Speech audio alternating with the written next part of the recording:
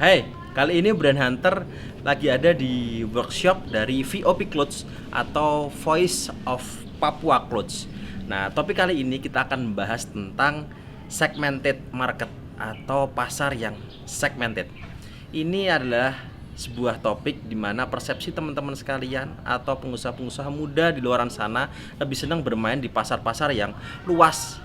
Tetapi kita akan mengambil pelajaran dari Mas Ode, founder dari VOP Clothes ini, bagaimana dia memilih pasar yang ceruk atau niche market yang sangat sempit, tetapi akhirnya dia bisa besar brandnya Voice of Papua ini. Pasarnya sangat jelas, yaitu semua hal yang berhubungan dengan Papua, baik orang yang pernah lahir di Papua atau pernah berkunjung ke Papua ataupun ingin berkunjung ke Papua.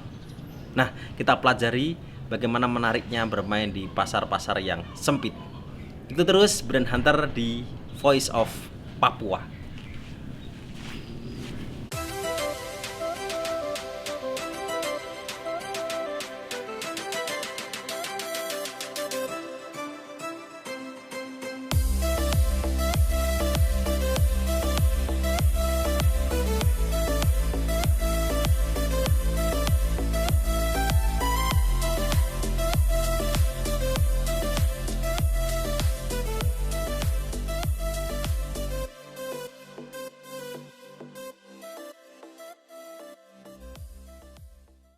Hai, kali ini Brand Hunter ada di workshop dari Voice of Papua Clothes dan saya lagi bersama Mas Mukhlis Laode Ilham Barza. Beliau adalah founder dari VOP Clothes atau Voice of Papua Clothes.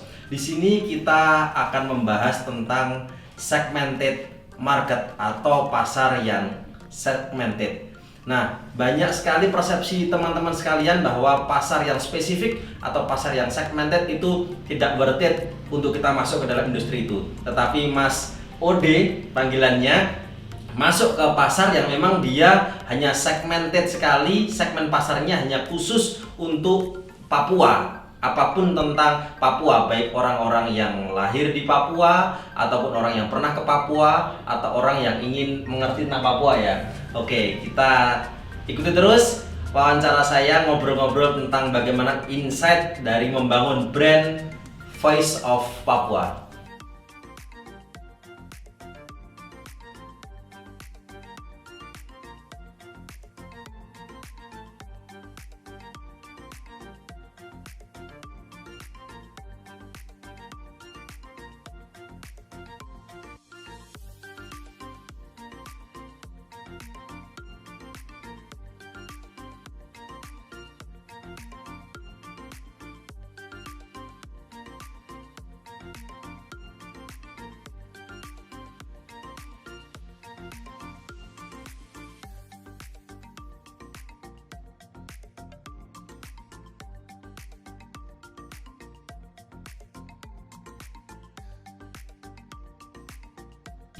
Oke, sekarang kita sudah bersama founder dari VOP Clothes, Mas Ode. Halo Mas Ode, thank you udah mau berbagi bareng teman-teman sekalian. Di sini langsung kita akan berbincang-bincang dengan Mas Ode, founder dari Voice of Papua Clothes. Bagaimana Mas Ode ini brandnya yang bermain di segmented market dapat bertahan hingga 5 tahun ini.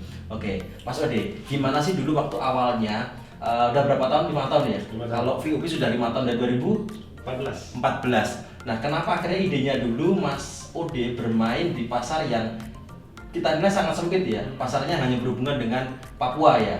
Nah, boleh diceritakan kenapa dulu idenya dari Voice of Papua itu nggak akhirnya memilih pasar yang cukup segmented gitu? Pertama kan saya kan lama di Jogja gitu. Iya. Jadi di Jogja kan ada kaos yang keren namanya Dagadu gitu. Iya, Dagadu. Dan sudah umurnya cukup panjang gitu. Iya. Terus karena saya dari Papua ya udah saya mulai dari apa yang saya tahu aja. Oke. Saya coba buat pikir nama brandnya ya saya kasih nama Voice of Papua tadi kan. Artinya apa Voice of Papua dulu? Voice of Papua kan suara dari Papua. Suara dari Papua. Nah, gitu. Filosofinya apa sih maknanya? Maksudnya kenapa beri nama Voice of Papua? Kenapa Mas? Karena kita kan biasanya yang dari Papua itu kan apa namanya dari berbagai suku kan sebenarnya. Iya. dia orang nggak tahu kita dari Papua, pas kita ngomong baru orang oh ini dialeknya Papua. Oke. Terus Juga sering nonton apa berita Voice of America gitu kan. Voice of America. Iya, saya bikin aja Voice of Papua. Oke, jadi filosofinya memang Voice of Papua itu adalah suara yang mewakili tentang Iya. Papua ya. Jadi memang berhubungan dengan segmen pasar yang ingin dituju ya gitu. Oke. Terus kalau ngomong-ngomong tentang segmented market atau pasar yang sangat segmented ya, kita nilai seperti itu apa sih tantangannya dan kesulitannya apa sih untuk bermain ke pasar-pasar yang segmented itu? Sebenarnya tantangannya itu cuma konsisten sama selalu inovasi ya. Konsisten dan inovasi ya. Soalnya kan pasarnya ini kita udah tahu nih watak pasarnya. Iya. Tapi kan watak pasar itu kan dipengaruhi tren juga. Oke. Jadi kita tetap ngikutin tren, tapi tetap unsur Papuanya masuk. Oke. Kalau dulu sukanya yang warna-warni, Iya. beberapa tahun lalu kan, Iya. sablonya warna-warni gitu. Iya. Kita buat kayak gitu. Nah sekarang kan lebih ke simple, kecil tulisannya. Oke. Kita buat juga tulisannya tetap Papua kayak Iya. gitu. Tapi ngikut tren. Oke, berarti di sini tren itu bukan menjadi kendali kan, tetapi sebenarnya Mas punya visi dulu, Iya. punya segmen yang memang kita harus tahu dulu bahwa visi segmen kita seperti ini gitu. Tetapi tren ini akan menjadi kendaraan kita Iya. untuk berhasil pada segmen ini ya. Iya. Bukan berarti kita masuk ke tren kalau lagi tren ini kita bermain itu enggak ya. Iya. Berarti kalau untuk teman-teman sekalian, itu kalau kita ingin membangun sebuah brand, itu boleh kita manfaatkan tren ya, seperti Mas Ode dengan membangun VOP-nya. Tetapi kita tahu dulu segmen pasar kita tuh seperti apa. Kita fokus di sini dulu, seperti Mas Ode tadi, konsisten di situ ya. Tetapi kita juga harus tahu bahwa trennya seperti apa supaya dapat mendekati segmen ini Iya. dan dapat berhasil di segmen itu. Gitu kira-kira ya. Ya, intinya kan kita harus berlayar di atas tren gitu kan. Betul. Jangan sampai tenggelam karena tren gitu. Betul. Cerdas nih bangun brand kayak gitu nih. Jadi jangan tenggelam ke dalam tren ya, Iya. tetapi kita harus dapat mengendalikan tren itu dan dapat menunggangi tren itu. Nah, oke. Kalau sangat menarik ngomongkan segmen pasar ya. Menurut Mas Ode, segmen pasar yang seperti ini, yang ceruk seperti ini, itu apakah worth it nggak sih untuk dimasukin? Kalau kita bisa, pertama kan kalau bisnis kan by data gitu. Iya. Kalau saya kan ngitung populasi segala macam. Dan ke depan kan Papua tuh, itu kan sebenarnya Papua itu destinasi wisata masa depan dunia. Iya. Sekarang kan masih kalau terkendala kayak transportasi dan segala macam. Betul. Kita kan hanya nunggu waktu aja. Ketika itu meledak, kita sudah siap gitu. Berarti pada saat waktu riset pasar dulu, Mas Ode sebelum masuk ke dunia bisnis ini berarti melakukan analisis dulu ya? Iya, saya- Riset dulu ya pasti ya? Riset dulu pasti. Nah ini nih yang seksi nih, jadi nggak kayak kita itu harus buru-buru. Jadi kalau langsung take action itu juga jatuhnya blunder ya Mas ya. Jadi kayak Mas Ode, dia udah tahu tadi kita ngobrol-ngobrol bahwa sebenarnya populasinya seperti apa sih. Lalu kenapa sih kita masuk ke pasar Papua gitu.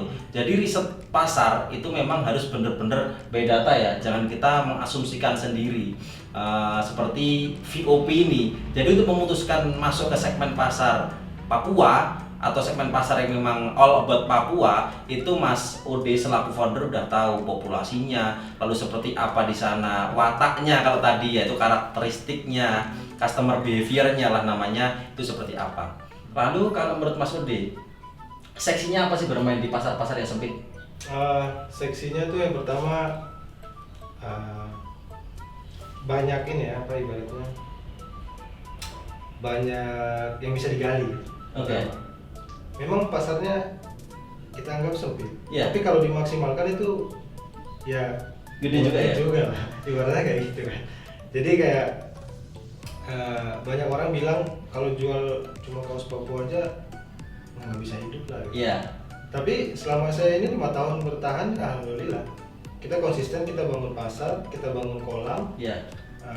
Besok produk apapun yang kita lempar, kalau pasar mau, pasti pasar ambil. Contoh, saya kasih.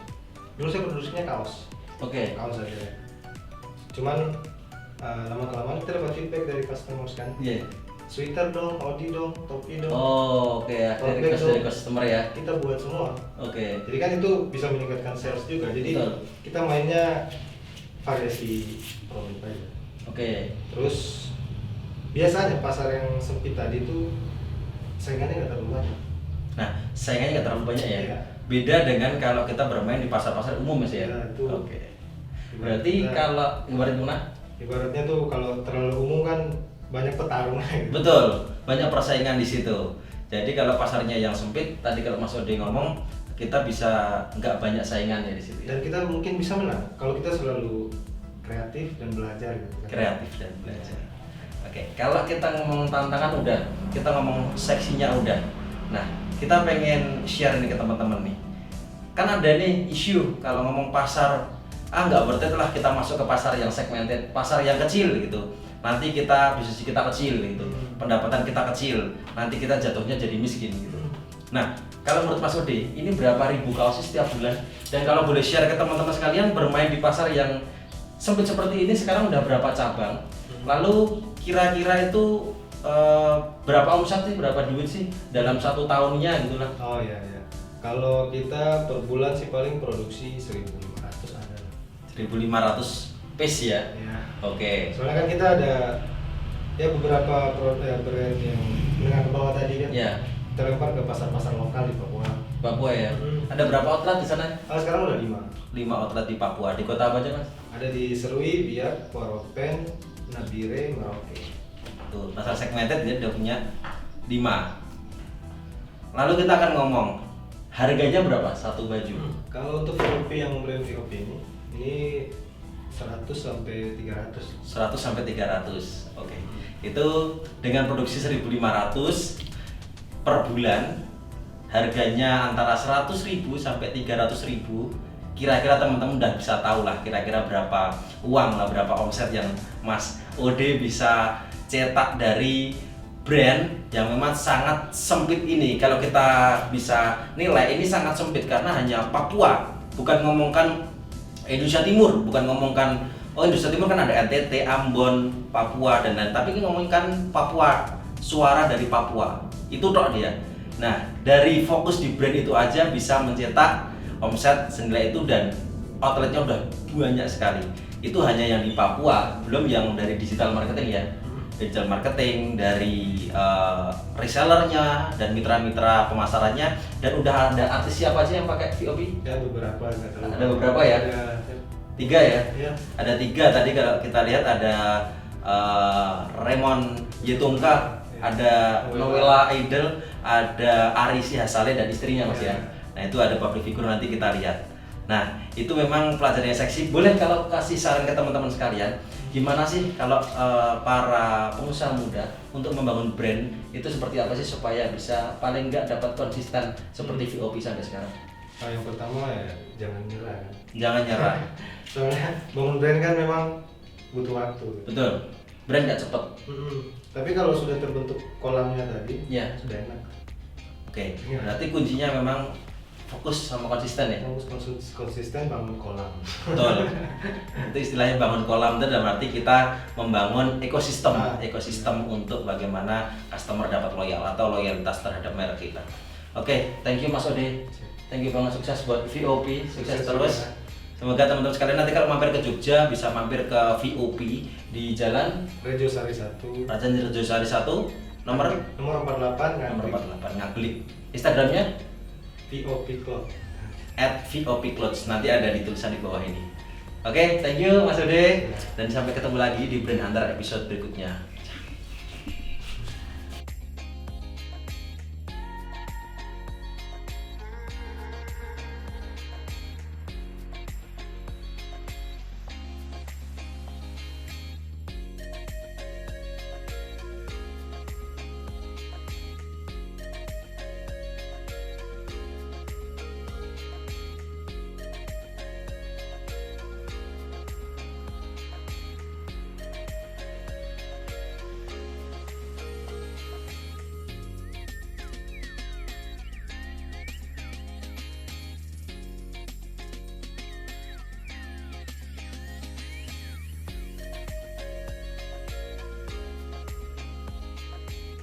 Ya, itu tadi Brand Hunter tentang mengulik cerita dari brand Voice of Papua Clothes dan foundernya Mas Ode.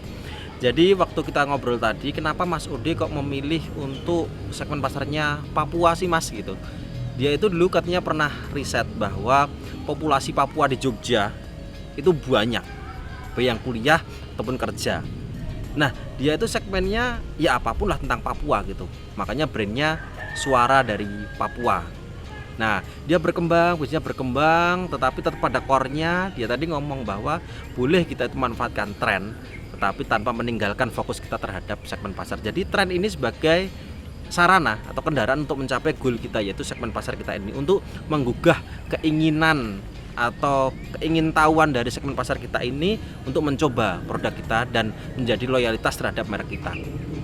Oke, itu kita belajar tentang bagaimana sebenarnya segmen pasar yang sempit atau sangat segmented itu sebenarnya worth it untuk kita masukin, dengan catatan kita harus tahu seperti apa watak-watak dari segmen pasar kita ini kalau bahasanya Mas Ode tadi, atau bahasa pemasarannya ya customer behavior, perilaku dari customer kita pada segmen pasar ini seperti apa.